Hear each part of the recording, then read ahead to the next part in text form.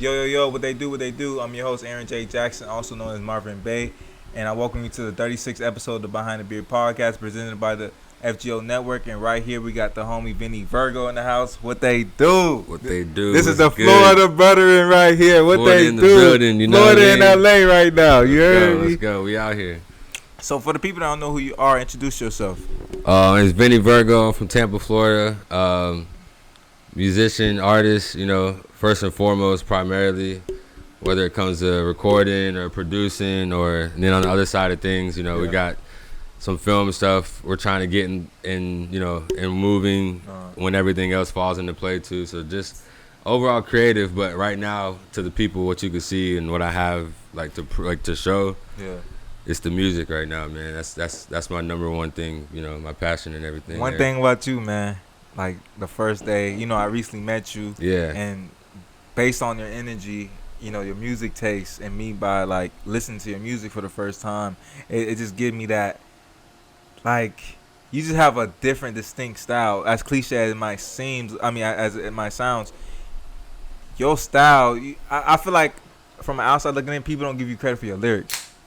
You know what I'm saying? That, yeah. People hear the beat. Yeah. People hear the beat, but I'm really listening to what you're saying. Cause the way that you deliver and shit like that. That's why I always appreciate people who like do catch those certain things. Cause like there's definitely some stuff I would write maybe like earlier on where I was like in that age growing up. Because in those times it was like Lupe and like Wayne and motherfuckers like that were in the light when I was first starting off. So and their technique was that like, oh, you trying to say some shit that people will like not go over the head, but like right over it just enough to where they can still grab it. Or you wouldn't even expect somebody to say that. Exactly. and that's what honestly I get. I'm glad you bring that up because I get that from your lyrics. Like you'll say some shit, it'll be like, damn, this nigga really said that. Yeah. And it's like like it's not for not every line to everybody, but it's like exactly one of those like, oh shit, that's what he was talking about. Yeah. And then like with that, then you can go to like. It's not always, but you have like on double entendres and triple entendres, where it's like you can say a line, and it has like literally 2 to 3 different meanings to it, depending on how the person hears it. You know what I mean? Yeah. It's just like it's just the beauty of like writing, and it's crazy, man. I love it. It's crazy, and it lets you appreciate the art of it as well. Facts. And how like the lyrical point of view, like your pen game, and even freestyling is a talent. Yeah, facts, bro. I take my hat off to I freestyle my best when I'm just like faded with the homies and shit. Like it's not one of those things where I like credit myself like, oh, I could go off right off the top of the head because I'm a writer. You know what I mean? I like to analyze like and really break down certain shit. But like if I'm in a vibe, in a mode, mostly off psychedelics, then I can like the shit just comes to your mind a little quicker. But like I take my hat off to niggas who can just do that. Like I got 2 homies, shout out my boy Sonny and my boy Nico like they're both 2 of the best freestylers I've ever heard in my life. Like off the dome, just shit sounds like a song. You're just like, god damn. And it lets you like, from a fan standpoint of me, just a fan of music and rap, it's just like it makes me appreciate like when I listen to rappers and shit when they do freestyle. I'm like, yo, how the fuck do you come up with that in just a split of a second? Yeah, bro. It's like how the fuck I can't even. I'm an overthinker, so by me it's a wonder, man. It's like one of them natural wonders. Like it's crazy. Yeah. So let's talk about your upbringing in Tampa and how was that like? It was chill. I mean, I grew up initially in Temple Terrace. Yeah. My parents married and shit in the house. My brother and that kind of thing. My parents divorced when I was 9. Then me and my mom started like moving around, that kind of thing. I moved to Carrollwood, and then I started, you move different like parts of town. You kind of, especially at younger ages, before social media and stuff. It's like once you leave a school, that's pretty much it.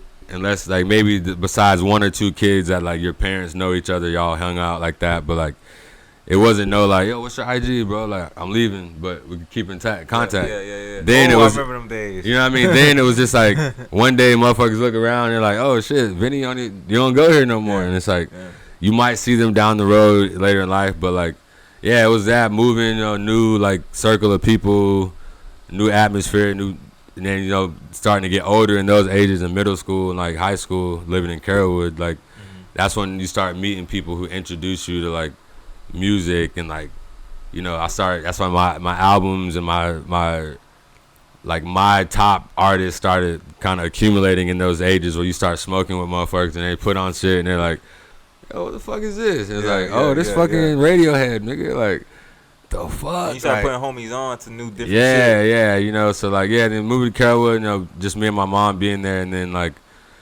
just kind of learning, growing up like with a single mother type thing. You know, it's not rare, but it's like, it's definitely different, you know what I mean? When you the more older you get, too. Yeah, the older you get, you realize it's just y'all two on that journey, and then you start kind of thinking different as you get older. You the only child? No, I had an older brother. He lives in Fort Myers and shit. So he never was like around in my growing up teenage years. He was already out. He got locked up for a couple years on some shit. You know, I'm not gonna go into it exactly, but he was locked up for like 3-4 years, and then it was crazy watching my mom go through that, see that, and then seeing him transitioning and all that. And that was all, like I said, we moved and just kind of trying to take it all in at once, and then meeting those certain people eventually who like put me on to making music, and like, you know, it was a little journey, you know what I mean? So still going. When did you move to LA and why? I moved to LA 6 years in 2014, January 7th, 2014. And at the time it was just because I had been through the circuit and like the Tampa scene. Shout out to everyone out there and artists. Like, it was very fresh, and like in Florida, as you know, I mean, Miami's a little different, but even in the sense, Tampa it's not really many like executive like industry connections. So you could be the best nigga in Tampa, be making the most moves than anybody out there. You know what I mean? But like, there's only a certain plateau you hit that like doesn't necessarily correlate with like the big picture of the world and the actual like big picture of the industry. So, you know, I realized at one point, like, you know, I was blessed enough to work my way up in the ranks locally and like get my name out there and make a wave and have my shit going in my own lane and all that. And then had realized, like, you know, I would think about it like, man, I want to get out, but I didn't really know how. And then like my manager, Shane, he actually, and this is kind of going back to how I met Tim too. So like our boy Bo, he was kind of like the leader of the whole Florida to LA thing at the time that my manager knew. So Bo started hitting me like, bro, you got to come out here. Like, Tim's out here, him and Dupree are doing their video thing. Like, y'all could link. I think it would be a good move for you. Yeah.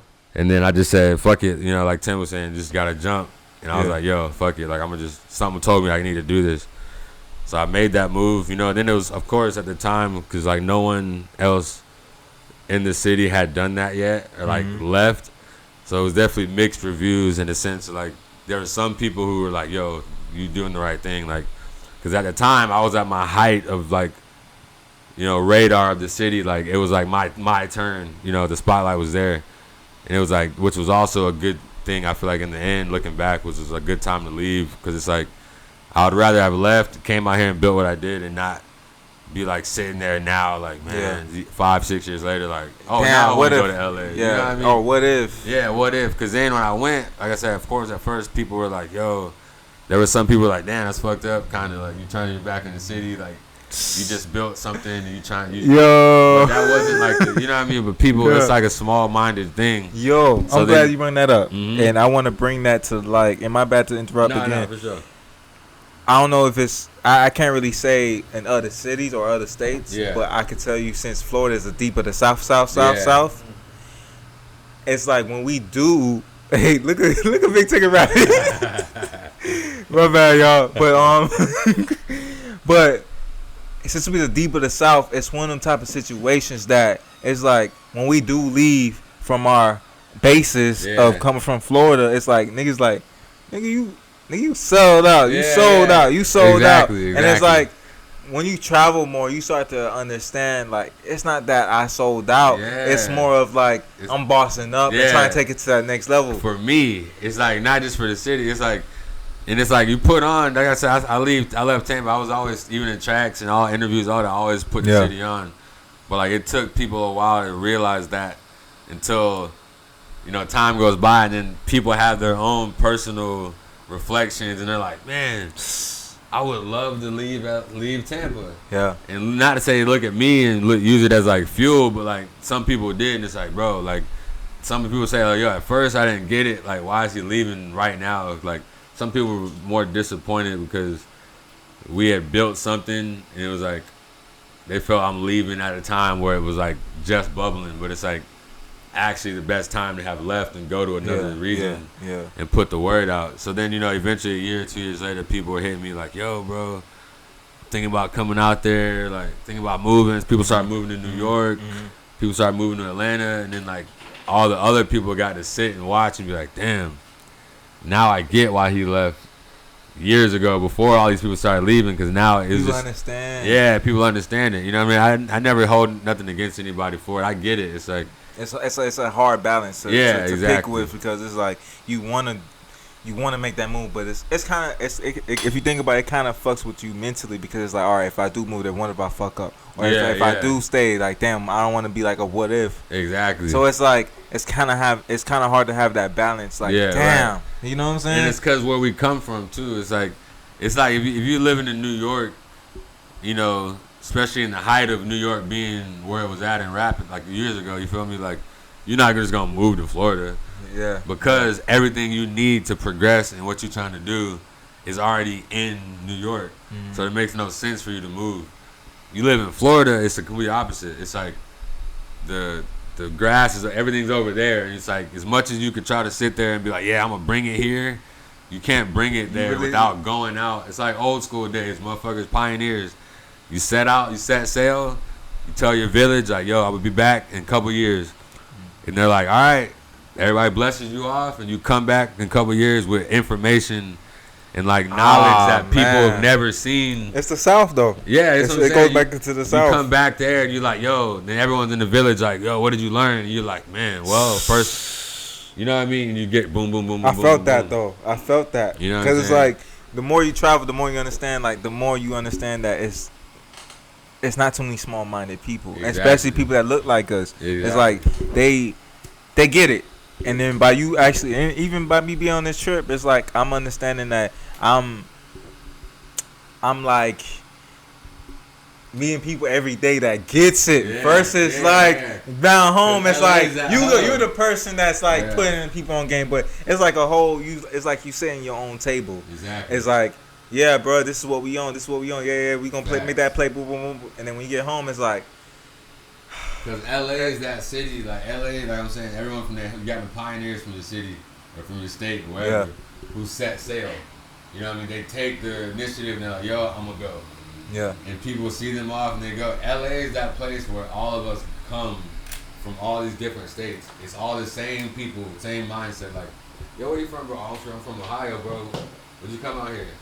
I realized my city where I was living wasn't the height of where I could be, so I came here. And everyone gets in LA and just like, it just makes sense. You know what I mean? It's just that hub of pioneers, motherfuckers who set sail from their region. You know what I mean? So, going back to Tampa, what were you listening to coming up in the game? Because you kind of like in the middle of Miami, and you like in the middle of like Jacksonville and Atlanta and shit like that. Nah, definitely a lot of my music growing up, like pre-internet, was like my older brother. He's 8 years older than me, so I was like 6. You know what I mean? He was like 14. It's like 96. He's like 14, bringing in like cassette tapes of like Silk the Shocker, Master P, Pac, Biggie. Like, that's how I heard. I was hearing those things for the first time, like in my ears through him. You know what I mean? Just in him in his room, just listening to stuff. Like, and I would just hear it like resonating through the house. And like, I remember I would take some of his. I remember it was a Silk the Shocker CD. I would take him in my room, listen to him, and like put him back before he got home, just so I wouldn't get in trouble. You know what I mean? Just because I wanted to hear what was going on. You should look at this movie called Mid-90s. I don't know if you've seen it. Yeah. That's what that reminded me of. You gotta be from the 90s to understand. Said 96. Yeah. Mid-90s. That's literally the exact time. It was like I was that kid. Like, yo, Master P. I'm hearing No Limit, all this stuff for the first time. Like Silk the Shocker, and it's like, man, like So I would hear a lot of that. My mom listened to a lot of gospel. She was real like on Sundays. yeah, best believe religious it. type. You know, that was all she listened to. And my dad was listening to like I listened to like Bob Marley and stuff like that. Kind of like, got the best of both worlds. In a sense, exactly. Was like, your mom like kind of like listening to like the jazz shit as well? Like not really jazz. She was like Shirley Caesar, like Shirley Caesar and like BB and CC Winans and like Yolanda Adams. And, you know what I mean? Boy, you taking me back, boy. Real mom shit. Like, she was like that. And then, like I said, my dad's car, he would have like mixed CDs of funk and like George Clinton and all kinds of like Pac and Bob Marley and all this. So like, it was like every room in the house, I could hear something different. Like my brother was over here, the gangster shit. My mom had the gospel shit. My dad is just on that. I was just like 6, just like taking it in. Then like my first CD I ever like asked them to buy me was Country Grammar. Yeah. From Nelly, because I was just getting like middle school and it was like Air Force Ones. You know what I mean? It was yeah. And then College Dropout after that. Those are my first 2 like CDs I actually owned in my hand at those eras. So like, yeah, everything I listened to in the house kind of just led to that. You feel me? Yeah, you bring me back memories, dog. Cause it's like when I was a jit.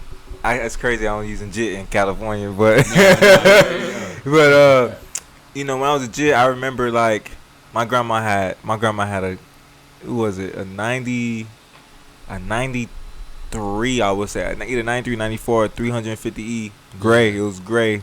She had two Benzes at not the same time, but like in different periods or you know growing up. She had a 350E 1994 350E Benz, and I remember we coming out of 95, and we it would be like getting off of 62nd Street, and she'll play that Anita Baker that shot day. But it hit different because it's old school. And then I have a little bit of my aunts playing Aaliyah, a little bit of them playing other artists and shit like that. So it's kind of like the good thing about being in them ages, like you said, you go to like I explained it was in my house, but then like you said, you go to your aunt's house and it's like, your cousin's listening on something else. And you like, man, like it's crazy. Like when you that young, you don't really get it, but sonically it sounds good. Yeah. And you know that's why classics are classics. It's like, you don't even gotta really understand it to know like it just sounds good. It's feel good music if you think about it. So let's talk about your name. How did your name come about? I mean, simple shit, man. Just cause I'm interested in more like the Virgo aspect of it, honestly. Yeah. Cause I mean, I am a Virgo. Of course. Yeah. So it was. Shout out to all my Virgos out here too, by the way, in the house. You know what I'm saying? Even though it's Leo season, we fucking with the Virgo season too. Nah, yeah, it was at a time when like, so I used to be in a group like when I first started rapping and all that back in the day in Tampa. Remember my boy Sammy? Shout out my boy Sammy. He like really got me in. He like taught me how to like structure songs. Like he had just heard me rapping random one time, freestyling on some like nervous shit. And he just heard it in me. He was like, "Yo, you fired, bro. Like I want to make music with you." We started a little group, and like before that, I was just writing like just verses. I didn't know what a 16 was, a hook, how to structure none of that. So I learned a lot of that there. And then like we did our thing for like 2-3 years, and then I went solo. So then going solo, it was like right before I remember I was starting to get into like shrooms and like astrology and all this kind of shit, and like tapping into my Virgo side and all that kind of shit. So I had changed my Facebook name to Vinny Virgo, just randomly, not even like using it for anything, just like I just fucked with it. And then our group, we split ways and shit, you know what I'm saying? And then like I went and did my own thing. And it was just that like time to come up with a name. I was like, it just hit me. I was like, bro, you already came up with it. Like, it's the simple things, like that you just stick with. Sometimes. Exactly. And I was like, you know what? Like, it's been my Facebook name for a couple months now. Like, people are already kind of starting to think that's what it is. Because in the group, we didn't have like separate names. It was just what we were. So when I did my own thing, it was like, all right, yeah, Vinny Virgo, like, that's gonna be it. And then, yeah, man, it just spawned up that way. So you talked about your friend kind of like helping you structure, how to do everything on the lyrical point of view, or just making the song in general. Yeah. When was the point in time that you went from just listening to music into actually doing music? I remember I had like. All right, so I remember. Obviously, you remember Asher Roth, right? Mm-hmm. Of course. So like, damn, that's like MTV. Days. Yeah, this is like Asher Roth. Like, remember pictures of Asher Roth's Cool Kids days, where rap was just starting to make this like change into like before the term backpack even it ended up being those things, but like this was right before that. So like, I had been writing like poetry and like spoken word type shit. And then that makes sense how you like the way you rap. That makes a whole more sense. Nah, facts. Like I would just write these little short stories, bro, and like I would be so dedicated writing them and like coming up with like how it was gonna be delivered and this and that before I even thought about making music. And then I had that, and then it came from like smoking weed. Start smoking, you be riding in the car with your homies and freestyling and shit, and like.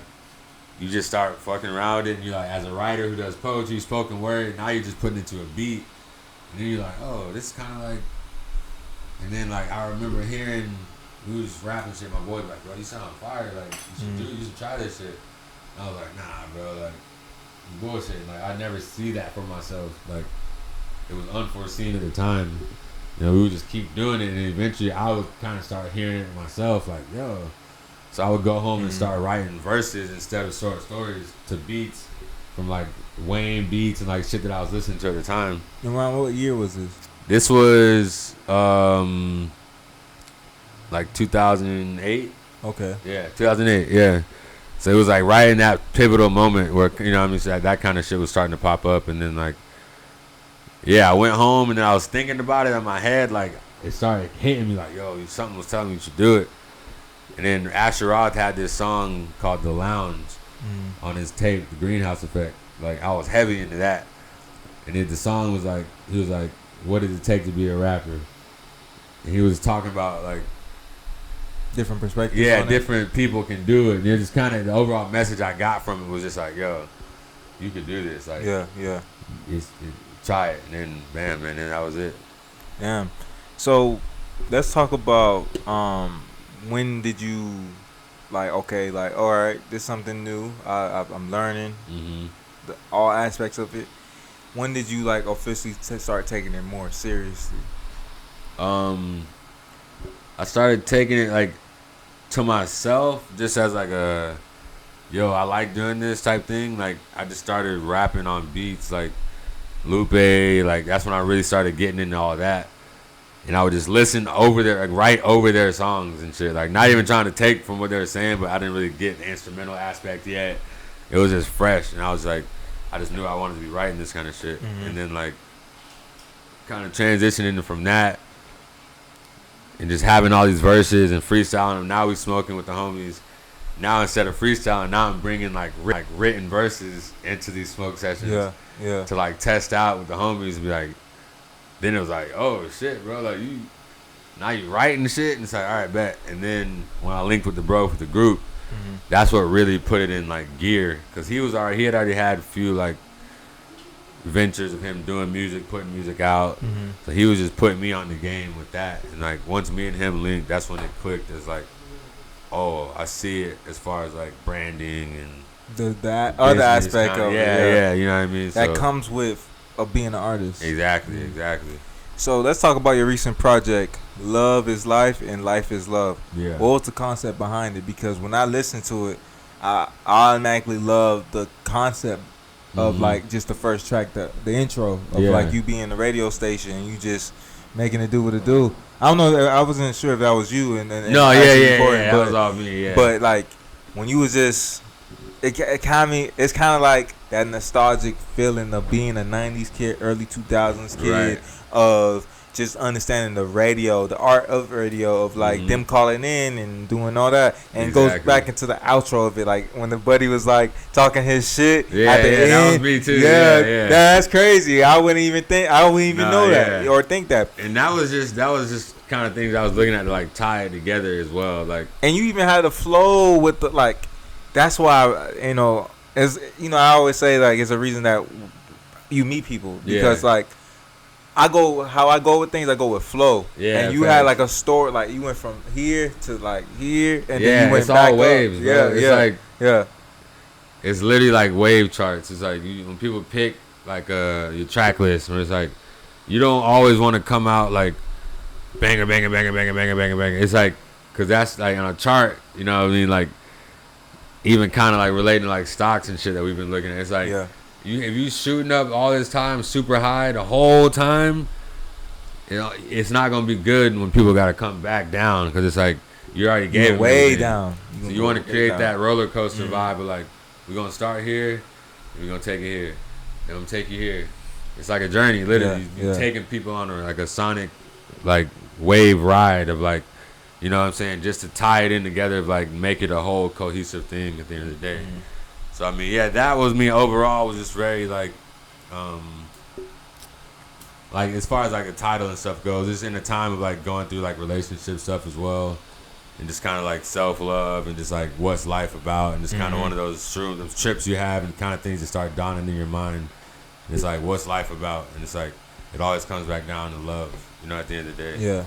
And it's even like, the concept of like, and my bad, for interrupting you, but even the cover itself, the way that you put the background red, and by you explaining the meaning behind it, you know, a lot of people gotta understand that colors have a story behind the colors, and red, it represents love or heart or even heartbreak. You know what I'm saying? So it makes sense. So even the title, like, you know, red is very like alive. Like, you can relate it to blood. You know what I mean? Like it's very like bad or good, alive, breathing. You know, like real transparent. Just like shit's here. You know what I mean? It's just going through the motions. You know. So like by that project, you doing that project. How do you overall feel about it? Like you say, you was in a time period in your life, and you know, dealing with breakups, and you know, at a certain time in your life in general. Like, you don't talk about that. You know, how was that transformation of you actually putting a whole cohesive project together on that note? No, I mean it definitely rings out. You know, in that where I was at in the moment. You know what I mean? Because like it's like I said, it's like the love aspect as far as like reflecting relationship, and it was also some of the tracks that were like the song Checks, whereas I'm just kind of like not like, in a sense screaming out like I'm ready for this shit. You know what I mean? It's like you've gone through this shit so many years, and you're just like, yo, you got to go through the motions. Sometimes you wonder like, when is it gonna happen? When is it this? But it's just like, regardless, you stay consistent, you keep doing it. But even besides that, you still have them sit back moments where you're like, man, like, I'm ready, bro. Like, you know, like, I need to check. Like, I'm ready. People keep saying you next. All right, cool. I need to check now. You know what I mean? Like, show me in zeros and checks. You started to be like a tastemaker in a sense. Like everything you do or everything you touch is like, yeah, I made that happen, and that's what it is. And just like banging on the door, really, at the end of the day, like on this like gate that, you know, the people talk about gatekeepers in the industry and shit, and you're just like, in my mind, in that shit, it was just like, bro, I feel like still being humbled. It's like, you know, in this 2018, you seeing like a lot of bullshit come in and go, and it's just like frustrating when you're just like, bro, not even just me. I got other artists, homies. We put in like, you know, a lot of work, stuff in, and you like put all this care and this real like care and like strategic shit in this stuff. Do you only to see like that it's not always like what it is. You don't need that, but it's still staying true to yourself and not pulling back from those things, and like not watering yourself down just to kind of chase a trend real quick, you know. And I've done that. You fall through those motions too. You make certain songs where you're like, oh man, fuck it, let me just make one of these, and you see what happens from it. It's like, all right, people take it, it's dope, but it's not like you. It's not your exact feel thing. You just doing it because you know you can do it, and that's just being a good overall artist. But even though you can do it, it's not like, now I'm learning nowadays. It's like, yeah, I know at this point, making music all these years, I can make way different types of shit. Yeah. But now it's just coming and honing in and just saying, all right, like, what am I best at? What am I perfect at? And trying to still tie everything else in, but not be so like sporadic and like, you know what I mean? So it's a learning process, you know. Like, talking about their project and, you know, where you was at in life by you saying that, do you think, and I kind of already know the answer, but do you think this project kind of like was kind of therapeutic for you in a sense of actually going through what you're going through and expressing how you feel? Yeah, 100%. Because I mean, I feel like most artists, not just speaking for myself, I mean, first and foremost, but I think a lot of artists would agree that like before people even hear it, it has to be something you lay with yourself with. Because you know, while you're making it, it's like you're going through it every step. Yeah. And then before it's done, before you even put it out, you already like, it's already a achievement to yourself to be able to like sit back and just be like, yo, I can now press play front to back on this shit I've been working on all this time. Before other people get to hear it, you have yourself time with it, and you just like reflect with it, and you have moments where you're either like, yo, this ready, or you have a moment where you're like, oh no, I need to go back and change. You know what I mean? But it's were you kind of hard on yourself for that project? Oh yeah, I think every single one definitely. Except for the first one is always, I feel like, the easiest. You don't really know what you're doing. Yeah. But it still comes out like you passionate. But then the more you put out projects, each new one, it's like your baby. It gets harder. You know what I mean? It kind of gets harder because you gotta like revisit. You know, you're a new person. You're never the same person you were when you made the last album. So now you gotta not only like, you know, like put in the pictures and words what you're now living. Yeah. You still have that base core process you first had when you first started that you still need to like help fuel you every project. Because it's like a little energy ball. You know what I mean? It starts when you make your first project and it never goes away, but sometimes it loses energy when you keep moving on and you know, you go through regular life shit, and then so every project you got to go find that little energy source to like, and you got to charge it by living life and like being in that project mode. And then once it's really full, 100% ready to go, take it off the charger, then you can start really, in my opinion, like for me, start writing, start recording, because now you know like you got a new battery for this new time. Yes, sir. You know what I mean? Because it's like, yeah, man, I don't know. It's deep in the rock. Yeah. It really is. Let's talk about another project that same year, Bake Sale.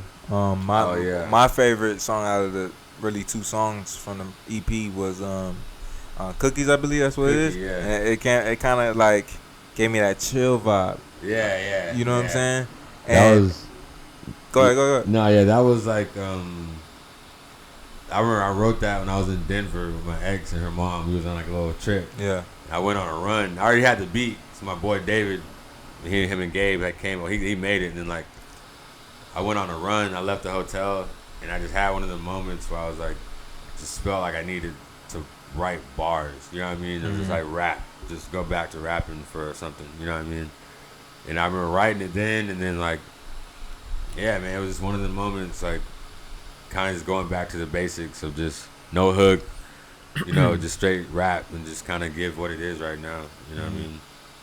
Yeah, I like the fact that you had the interview at the end, because I've never seen an EP or LP or anything like that had like an hour interview. Yeah, like, that was my first time doing. Yeah, I'm probably doing it on my next one, honestly. Like just because it definitely got good like reviews as far as like you said. Because people tapped in and who you really are. Yeah, because I figured like, all right, it's only 2 songs.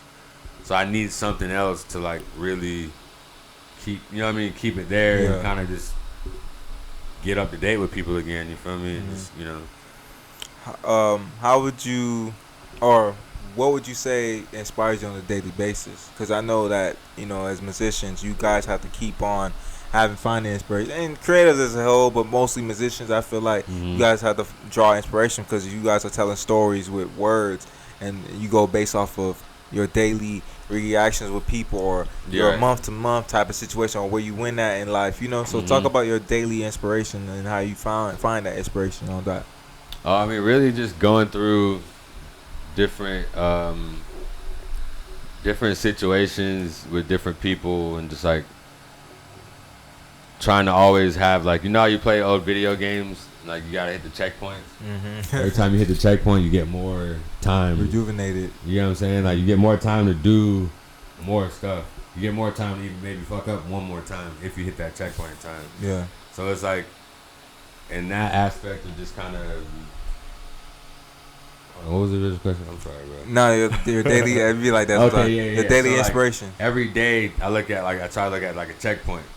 Because in a sense, going back with time, like every day is a blessing that we get to see again and get to do it again. So like I said, it's like when you playing the games, it's like, oh shit, I got another checkpoint before. So every day is that. So I try to just take that into consideration and notice like the small stuff around me and small omens, small conversations I'll have with people, fucking signs I'll see on the street, or just listening and being aware of like where I am at all times. There's a lot of song ideas and even song names and random shit like that comes from you being like, you know, ear to the streets, or just you're aware of where you're at. You overheard a conversation on the train, or all that. You know what I mean? All Little that stuff like that just kind of keeps fueling it. That, and just like my people around me who just keep me going daily, like Tim, my boy Chuk, or everybody who I create with, but also just like a community sense. You keep reminding each other what you do and like who you are, what your worth is, and like, you know what I mean? Because every artist has some days, you know what I mean? Like, you get down about shit, you know what I mean? You get in your own head about certain stuff and just life, you feel me? But like, that's why it benefits to have people around you who, like, even when you in your own head, like, you kind of lost vision of who you are and what your worth was, what you already saw at one point. And then let you know that it appreciate like having a good circle and having, exactly. Like, you gotta have people to, cause you know I feel like crazies are overthinkers. Yeah, 100%. I'm a advocate of being an overthinker. Exactly, and bro. I sometimes have to ask Rod or some of my other homies like, yo, how you feel about this? Or you think I'm doing this shit right? And you know they gonna tell you what's up. If if you're doing some fuck shit, they gonna tell you doing some fuck shit. You know, so I definitely feel that, and it kind of sucks because it's like it goes back to what me and Tim was talking about of like one overthinking and actually like thinking about like consistency. And how like mentally as us as creatives, it's kind of hard on us, and people don't really understand that. It really because is. at the end of the day, our minds is like thinking about 50 million things at one time. Exactly, you know what I'm saying? No matter shit, it could be like, okay, you thinking about like for instance, right? I'm thinking about an episode. But then back in my mind, I'm thinking about how I'm going to photograph X, Y, and Z. Or how I'm going to accomplish X, Y. You know what I'm saying? Exactly. Like, it's that balance. Like, I don't know, you be in events and shit. Well, obviously, we all be in events. We'll think about the party, but back of our minds, we thinking about how, for instance, we do music. How the fuck I'm going to put this word in this hook, and you know what I'm saying? Like, 100%. So I can only imagine what you go through on that note. Nah, that's definitely real. Like, I mean, like you said, it's definitely a balance, bro. Just trying to keep it all, like, I don't know, not really let anything. I always had this thing. I always distract you on top of that. I try to remind myself to maintain my ideas in a simple maintenance standpoint, because like as a creative, like you said, you come up with all these ideas all the time. Your brain be going a million miles an hour, and it's like when you really have deep vision for each one of them. It's hard for you to tell yourself, like, you know, you listen to people in society or like choose one thing. And it's like, it just never sat. That's why you see it right here in my shit, my sweater. It's our original brand, Deadbird. It stands for do everything and die. Just because, like, I was learning at the time. It's like, bro, like, I want to make music. Like, I want to make beats. I want to write movies. Like, and it's like, for someone to really tell you, like, you can't do each one of those things, or you can't be successful. It's like sometimes it gets to you, because then, you know what I mean, you hit roadblocks and you hear those things. But then that's why some people I really admire and look up to in this sense is like Childish Gambino, Donald. Oh, that's he a goal literally right shows you like, yo, it's possible. Like, you can drop amazing albums, and you can also make amazing TV shows. And you can also like. Not, you know what I mean? You can do it all. You can do, you know what I'm saying? Not like necessarily every single thing, but it's like, there's no reason. Like, if you feel passionate about a good 2 to 3 things in your life, and you feel you can handle it, it's like, why not try it first? Because you won't know, like, if you just don't go for it. And it lets you know, like, for instance, I'm a photographer at first. I do a podcast. I do videography here and there. Like, a lot of people, they see that and they be like, yo, how the fuck do you do all this shit? But it's like, I don't just love one thing. I love many things. Yeah, and it essentially all ties into everything. You know what I mean? Literally, it's like if you know, you know. And on top of that, going back to society, like it was this one day, you know, I'm tatted up a little bit, and you know the way that the person was looking at me, I'm like, damn, okay, like you know what I'm saying. I could just tell you feel it. It's different. Yeah. So it's like, and this is a Southern thing, you know. People being tatted up out here is normal versus in the South. They look at like, oh shit, like you know what I'm saying. Yeah. So I'm using the society thing. It's like, damn, they really put you in a box because it's like I'm tatted up, but you don't know what I know in my mind. Exactly. You know what I'm saying? Exactly. So it's just like that lets you know that.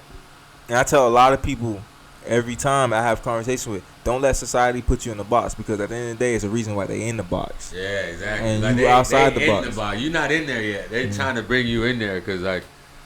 It's, you know what I mean? It gets deep. It could be people's own insecurities. It's like someone telling you, like, man, I don't know if you should do that. Even though, like, depending on what it is, you know what I mean? It's like, a lot of times I could be like, man, they wanted to do that. Oh, man, I don't know how I feel about you doing that. I don't know, bro.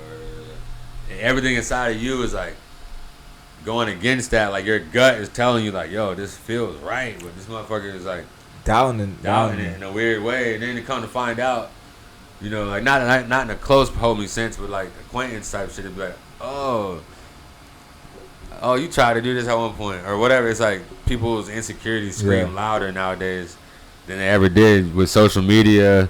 Like people, a lot of shit. Like you read certain tweets and certain shit on the media, and it's really that person, and we can all be guilty of it at times. It's really you saying it to yourself. Yeah. Like you gotta be mentally strong. You know what I'm saying? Literally. It's like you gotta really. Because it's like you playing football. Mm-hmm. You the quarterback or the running back, but you have to get through all. You got the blockers and you got motherfuckers coming at you, but you have to be mentally strong to distract everything that's in front of you to see the bigger picture of going to the touchdown. Exactly. You know what I'm saying? On the field, bro. Literally, you really have to be mentally strong, and it could get tough. Trust me, it could get tough because it goes back to overthinking. Yep. You know what I'm saying? Exactly. Let's talk about your musical style. How would you describe your musical style on that?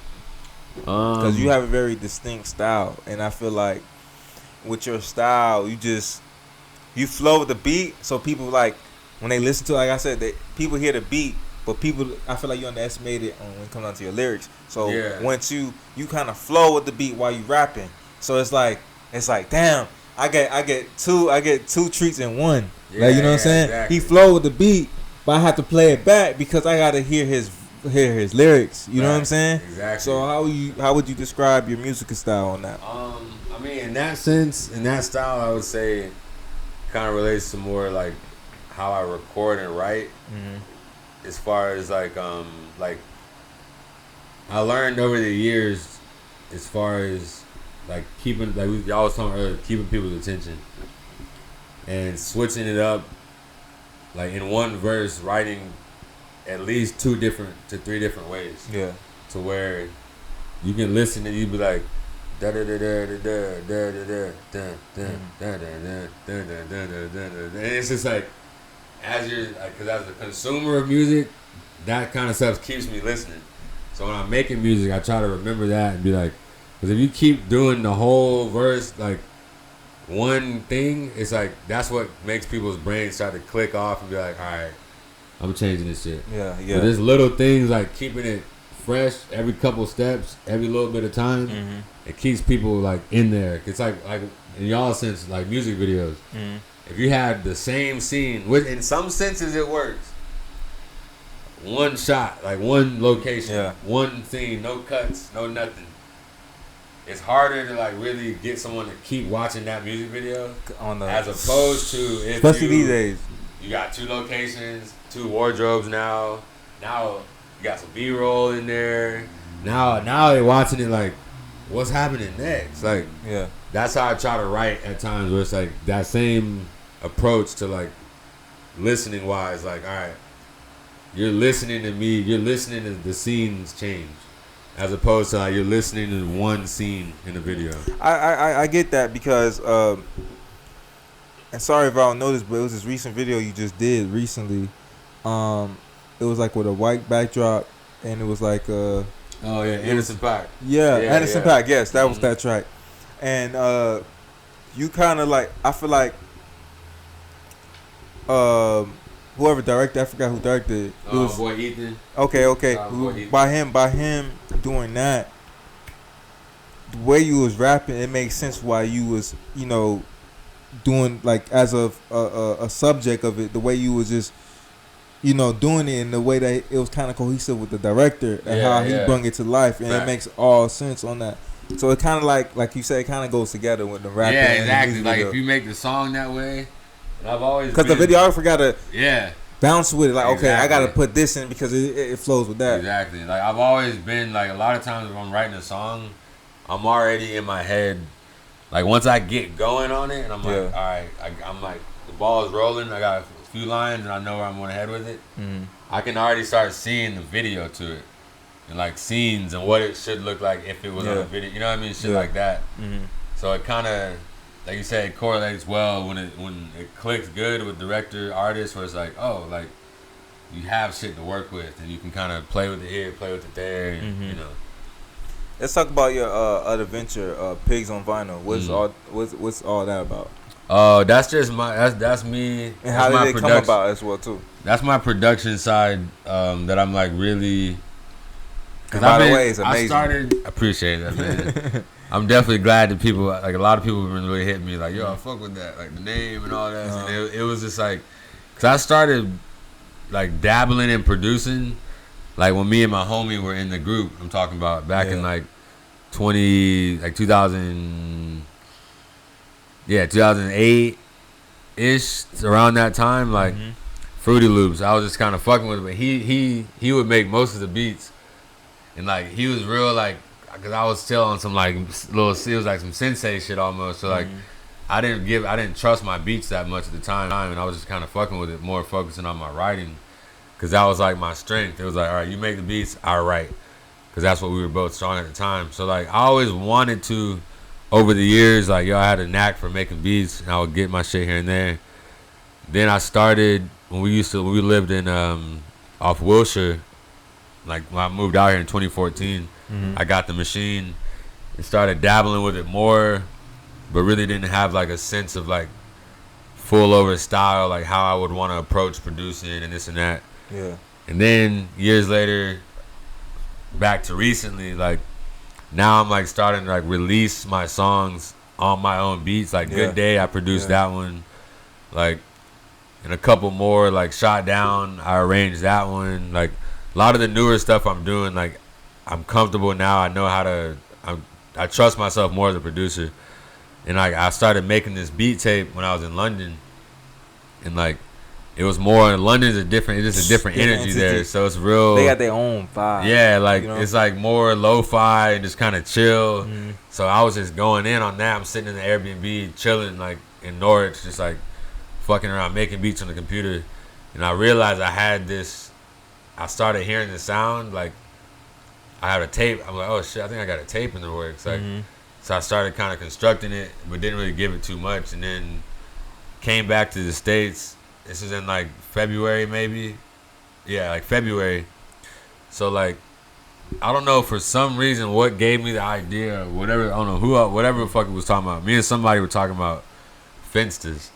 And like, cause I wanted another page I can just be on his gram and not be like having to do all, you know what I mean? Just like the politics. Just something that like new inspiration for shit. Yeah.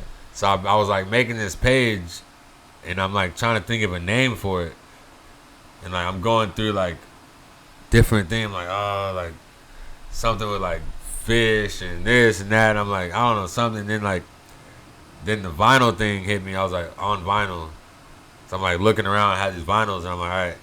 And I'm like, I thought of an animal. And I'm like looking through my emojis on my phone, because I wanted something that could be like, something that could be like, you know, you got an emoji that matches something, people can promote it and like comment differently. Yeah. So I'm like looking through this shit, and I saw the pig, and I was like, Pigs on Vinyl. Like, it just had a ring to it. And I was like, fuck it, I named the page that. And then like a week went by, and I'm like, it dawned on me, I was like, yo, that should be your producer name. Like, and it just made sense. And then bam, yeah. And then like I dropped the full project. I Made You Breakfast. I dropped that in May 22nd, May 29th actually recently.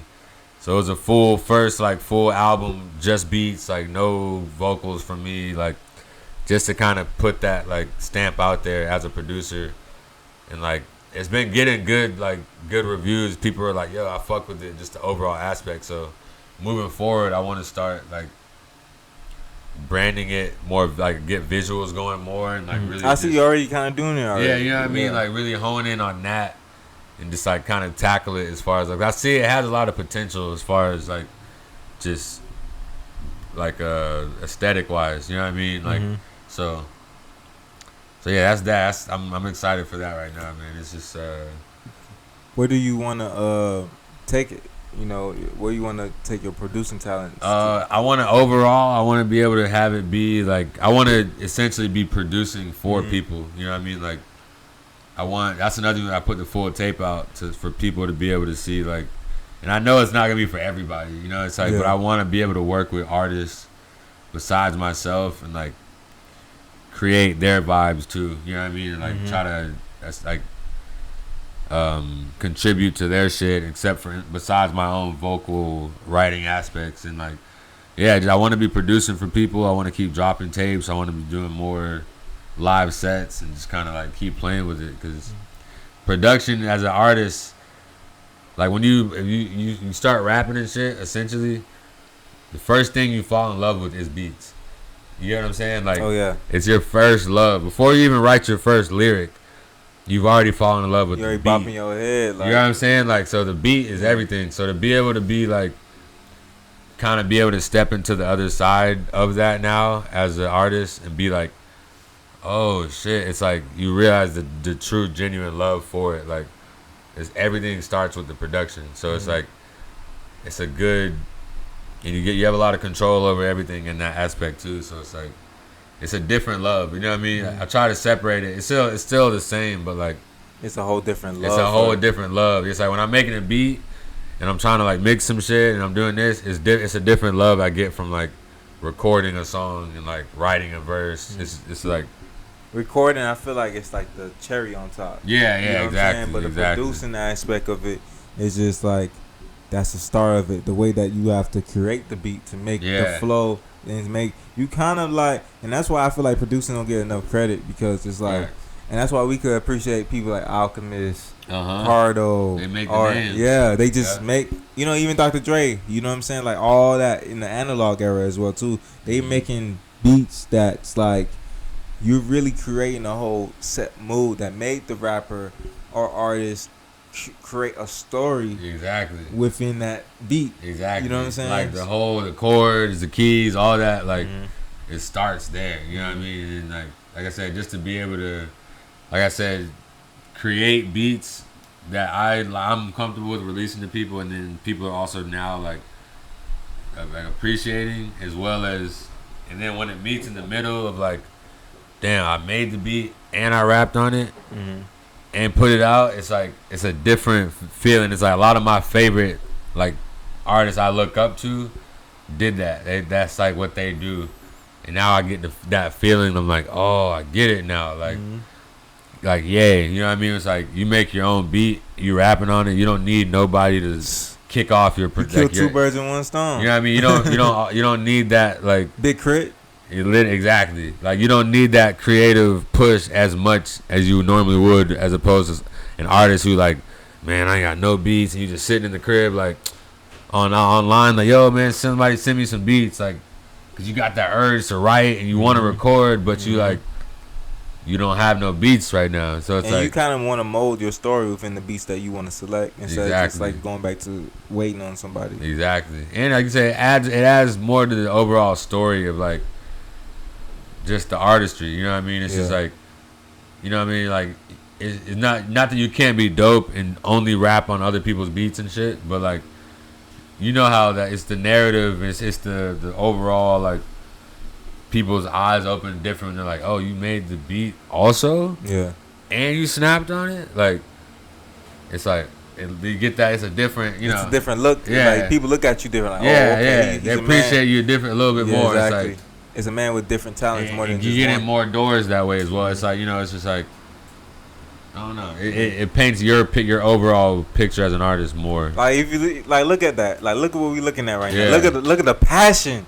Look at the passion and how she's spitting, You like feel me? that. Like, you know, like, it's like music is just a whole different atmosphere. Like, especially when it comes down to black culture. Yep. You know what I'm saying? Facts. And way music was formed into for our what's the word I'm looking for our struggle. Mm-hmm. You know what I'm saying? Like, even from back in the days, like you saw how Buddy was just covering her, like, yo, chill. Yeah, Like, cause she could go from back to Exactly. back, and that's why I'm bringing that up, because I can only imagine. I've never witnessed you record, but I can only imagine you probably want to go make a 10-minute song if you wanted to. Oh, of like, course, yeah.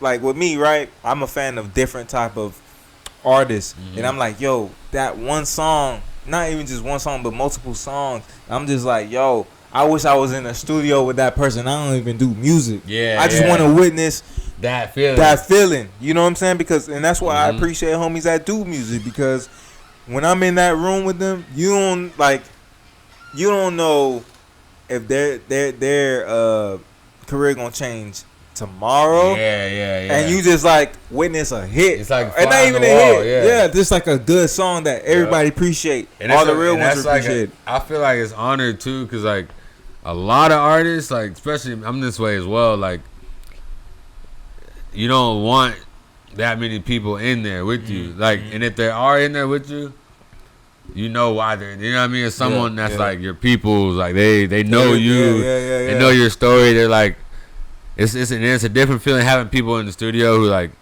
if someone's like, yo, my boy's pulling up. You know what I mean? Like, Yo, he's cool. Like, he's chill. Like, don't worry, he's cool. Homie can be cool as fuck, but it don't feel right. It don't feel right when I'm sitting in that mic looking through the glass and I see this kid just sitting there that I don't know. Like, Your and energy. you know what I mean? It's like nothing against him. It's just like I can't like go off how I want to go. You know what I mean? I might want to hit a note. I might want to hit some shit that I'm probably might fuck up.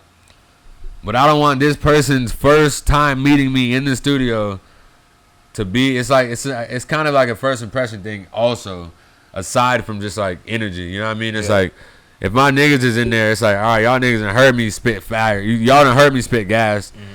And y'all done heard me fuck up a couple times, but you know my process. You know what it takes to get there. Exactly. Some people can come in the studio and not understand like studio etiquette and sit there and like, damn, man, like, or be talking too much. Engineer just hitting that same little part. Y'all doing that same part for 20 minutes, 30 minutes, maybe an hour sometimes. Like, yeah, nigga, like, this is the part. it's like that. Then they start getting up like, oh, they thinking it's a party. Yeah, exactly. Then this is a it's job. a work session. Yeah, it's like, oh man, I heard y'all play that same beat for a minute. It took you like 20 times. Like, bro, that's what it is.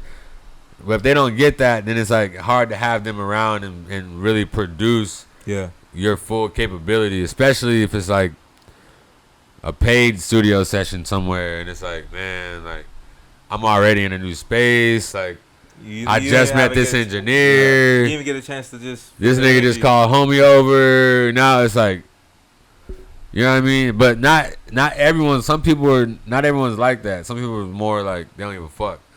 But that's just me as a person. I'm just as a person aside from musician, I guess it just kind of like highlights something about me, I guess, inside, which is whatever. You know what I mean? That's how it is. That's how it is. But it's like, you know what I mean? But if it's like some shit that I done recorded, it's mixed, it's ready to go, and you bring random people in, oh, let's run it. I want them to hear this shit now, because now we done bypassed the creative stage of like, you know, building the blocks. Now I can just show you the full house on display for sale. Exactly. And be like, yeah, come in, bro. He go to the bathroom, and it's like, this shit dope, bro. It's not like walking into a house we just started building, and it's like, like, you know what I mean? Yeah. If somebody's in the room and you got the finished product, then I'm more likely. I feel good. I feel better about that. You know what I mean? But like, you know. So going back to Pigs on vinyl, how do you select your vinyls when you about to, get the vinyls and then put it into a track and sample all that? How do you go about with that? Really, I mean, kind of just, I guess, on the, like, sometimes I'll do like a roulette thing. Mm-hmm.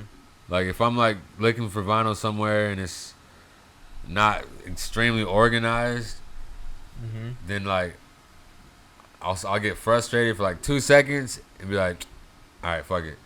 I'll tell myself like, yo, bro, just grab shit. If they like, the bargain bin, it's like $1, whatever. Those be the fire ones. You feel me? I'll just literally grab, pull back, and whatever's for it, I'll be like, boom, grab it. Yeah. Another one, grab it. And just kind of like, I'll get a couple like that, and then like other than that, I'll try to do it like, off artwork. Just how the OG way, how things are. It's like, yo, That's how. I don't know what this shit is. I don't even know who this artist is, but this fucking cover is fucking wild. And it's like, it just kind of like speaks to you where it's like, all right, like, this nigga probably on some wavy shit. You know what I mean? Or it's probably like, just judging that. I like wavy covers that's just like real kind of different, out of this world, trippy. You know what I mean? Because I know it's going to be a couple of parts on there that's just like cosmic. Yeah. You know what I mean? Just random weird shit that you might not most likely hear in like a Nina Simone sample or like, Mm-hmm. How would you honestly describe your producing style? Because it's a little bit different from your music, your personal music. Lately, I mean, it kind of varies. Like, the one I love the most, like, my approach, like, off heart, I like jazzy, lo-fi type of shit. You feel me? Like, shit that don't really have to be rapped on, but it's just a vibe. But then, like, if I'm making a song for me, like, as Vinny Virgo type shit, I might go into more like my style of stuff, which is not always that. Mm-hmm. I might make it a little more universal, not as like some shit that's like, man, somebody need to rap on this, as opposed to, you know what I mean? Yeah. Just kind of like that. So I guess, in a nutshell, one side is more, I don't want to say commercial or like, trying to appeal more as myself as an artist, as opposed to the straight beat side, just being like, I like this shit. This is like beathead shit. This is, to the core of it. So what's next for Vinny Virgo? I'm working on an album right now. Current title, Bloom. That's an interesting name. I'm very it's in a nutshell because I feel like it's a time of, like, I feel like I'm blooming right now in a time of life, like in some, like, you come into like a flowers bloom multiple times. You feel me? So you go through the times where your leaves bloom, and it's like compared to, damn, everything's great right now. Everything's looking up. Like, I'm clear headed. I'm focused. Like, I'm on my shit right now. I'm blooming. You feel me? Then the seasons change and those leaves die, and now you're like, it's like you're going through shit. Yeah. You know what I mean? That's what the last one I feel like was. The last album was more like dead leaves. Not dead leaves in the sense of like super depressed, but just like. But that makes so much sense based on like, if you like, by you naming that, and then from your last project, it's like, that makes sense. It's like a glow up. Exactly. Like, I'm mentally in a different space. I'm about to be 30 in like 2 weeks. So like, just even like life stuff, bro. Like, financially, I'm in my best place. Like, I'm learning so much stuff I like was trying to learn growing up in my 20s. Yeah.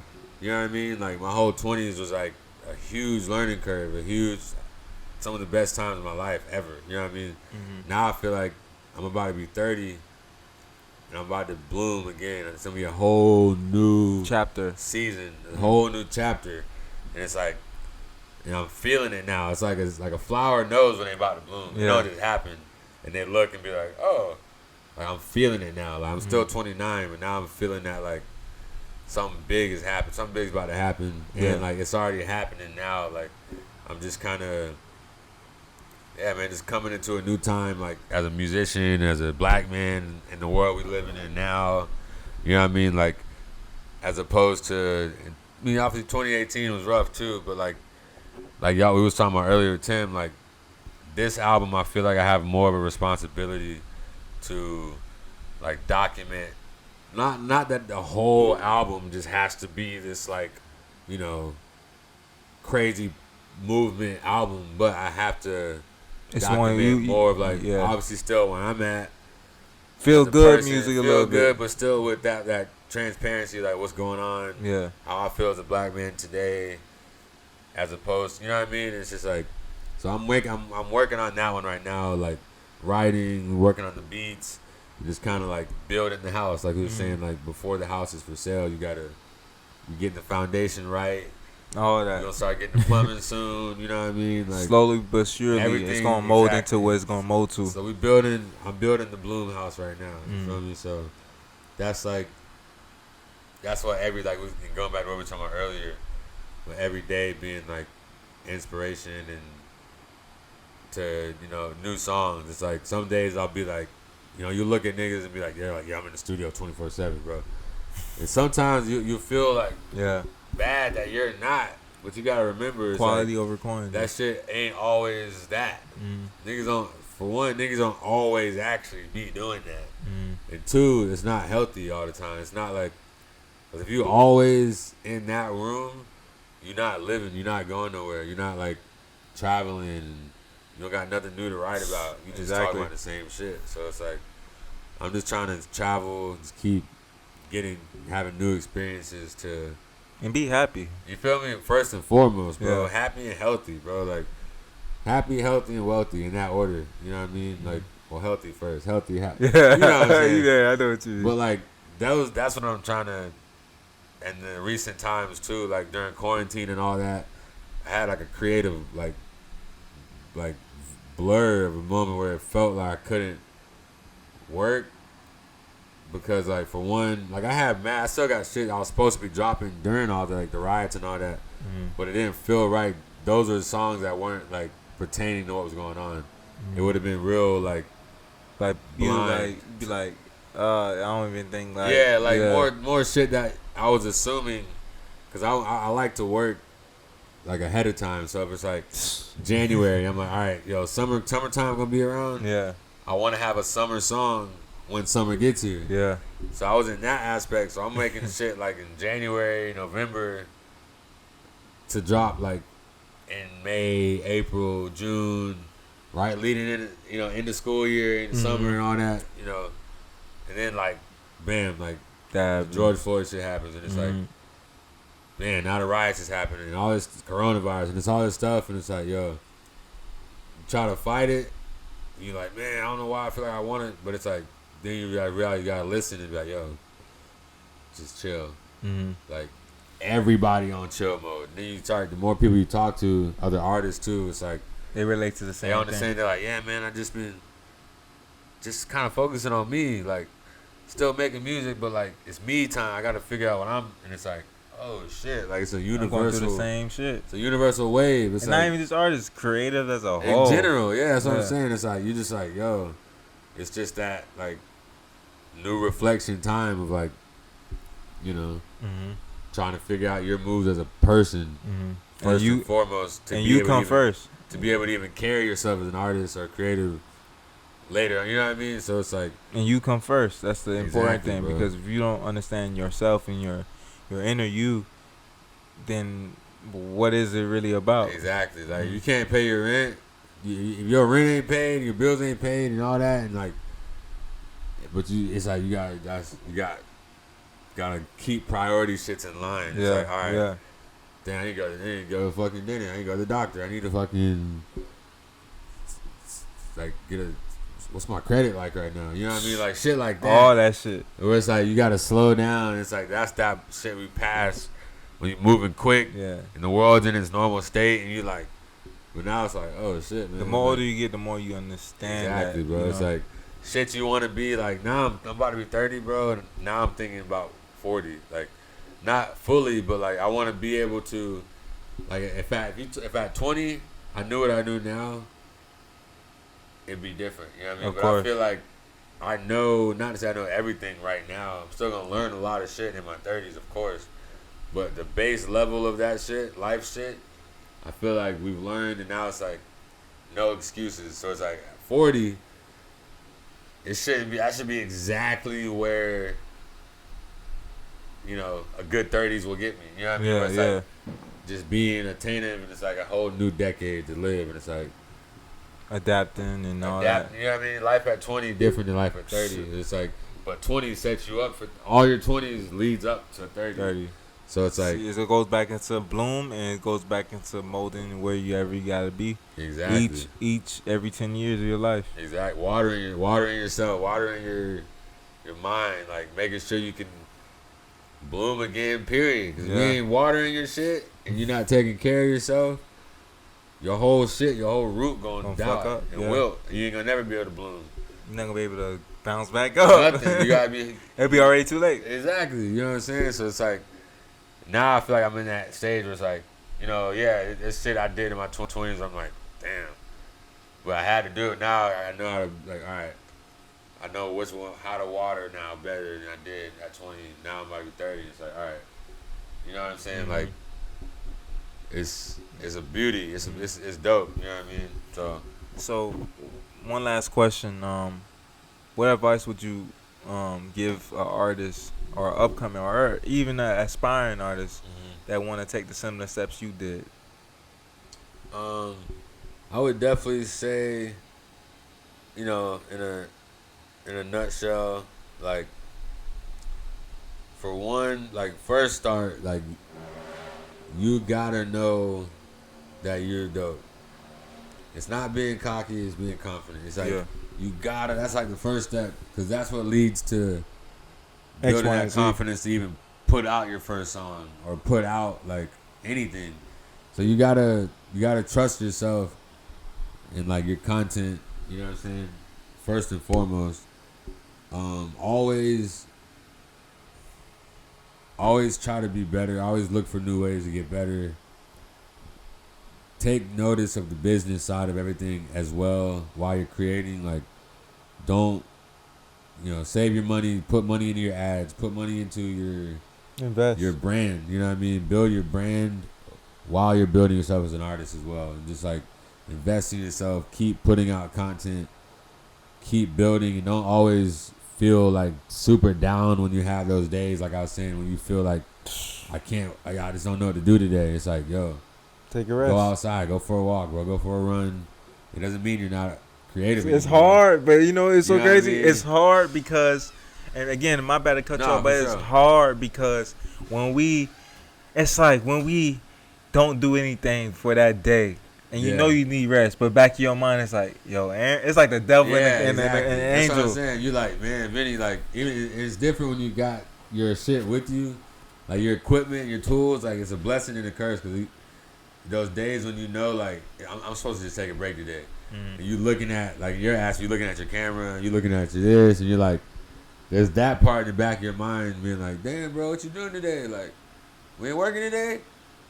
But the other part of your brain already told you, like, yo, it's a reflection day. Like, you know what I mean? And it don't make you any less creative. Yeah.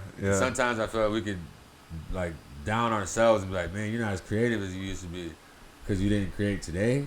Nah, nigga, fuck that. Like, look at my fucking work. Look at my resume. Like, pat yourself on the back. You know what I mean? You gotta, like, you that nigga. Because you'll be the first person to put yourself down and the first person to boost yourself up. Mm-hmm. So you gotta always remind yourself of that. And it's like, you know, just do you. Like, learn. I would tell artists, like I said, learn.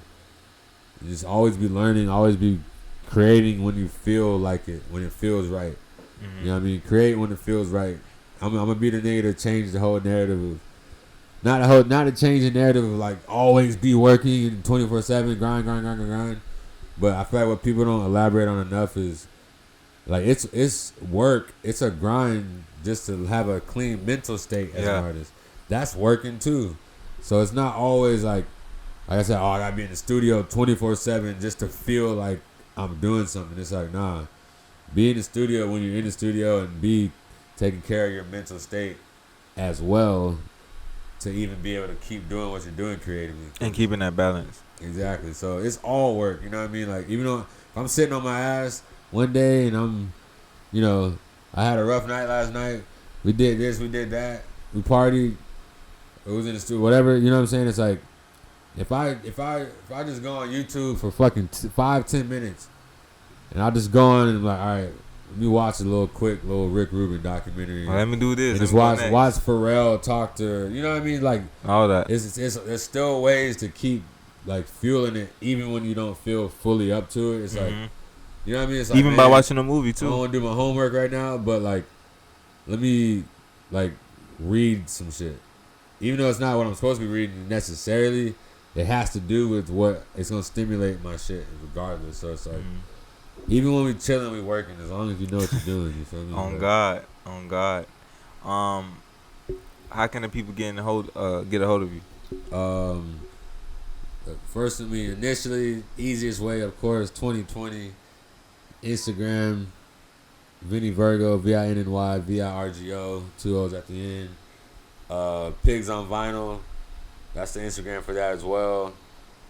Spotify, Apple Music, Soundcloud, whatever you find your music on, wherever you listen to your content at, and all that kind of shit. I'm on there. Do your searches, do your shit, look us up. Yeah, man. Shout out to everybody. Shout out to FBG. Shout out my peoples. Yeah, man. Keep creating. Keep your head up. Stay black. Always. Stay positive.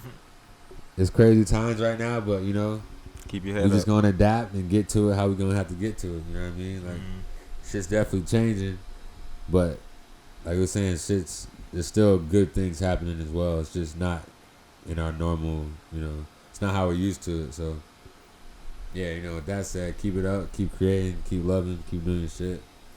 Yeah, man. Yes, I appreciate you coming on the show. This is I feel like, you know, out of this season, this is like, you like, I would say like the first or second musician that I've interviewed, and it's like I try to, when I interview artists, I kind of like, when I have a conversation with them, I want somebody that I want to let them know that you're not alone. I understand, and I'm not a musician, so but it's like I'm in the aspect of the art of musicians, like music. I mean, and you know, sitting back, listening to them songs, and understanding the taste of music, and understanding like, okay, I might not know the chorus and all that aspect, but damn, why he did this or why he did that, you know, and all musicians, I'm like, damn, like, you know, Sade, like, I'm gonna use this for a perfect example. Love is Stronger Than Pride. I could automatically tell you she did not record that in the States. She recorded that in the Caribbean. The way the sound of all that and shit like that. So it's like, damn, by she doing that, I wish I was in that. You know what I'm saying? So it's that aspect of a fan aspect of music, that the love of music is like, it's like a love language. Yeah, it's like a if you know, you know. And you got to be really a nerd into this, whether you do music or you're not into music, or I mean, you have to be into music in this climax. But whether you're not doing music, it's like, whether you're consuming it or producing it. You know, it goes hand in hand. So I appreciate, you know, but not only that, just me appreciating, you know, me interviewing artists and like letting them know, like, yo, I get it. Like, trust me, you have somebody to talk to about X, Y, and Z, and the inspirations behind it, and even the day-to-day basis behind it. So So yeah, I really appreciate you for coming to the show, and yeah, this is episode 36, man. Hey, let's get it. You know man. what I'm saying? Shout out to all the Florida boys. You feel me? Tampa in the building. You feel me? You know what I'm saying? We in LA with it. You feel me? Shout out my nigga Sonny. You know what I'm saying? Shout out my nigga Gatsby. Shout out my nigga Baby. Shout out my nigga Jeremy. Shout out my nigga Pablo. Shout out my nigga Shane. All that. Yeah, man. All y'all motherfuckers. And shout out to Tim. Shout out to Tim. You know what I'm saying? You know what I'm saying? Kiso Nori in the building. So this is episode 36 of Behind the Beard podcast, and we out. Yeah.